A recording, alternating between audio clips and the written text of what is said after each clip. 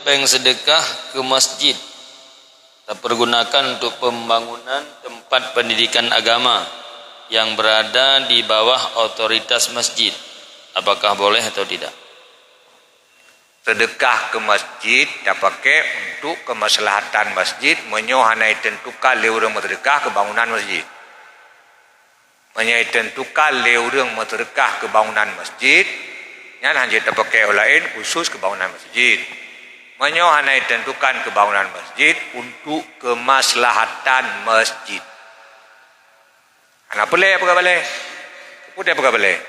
Yang roh dalam kemaslahatan masjid, tak misal WC masjid, ya, kulah masjid, nya roh dalam kemaslahatan.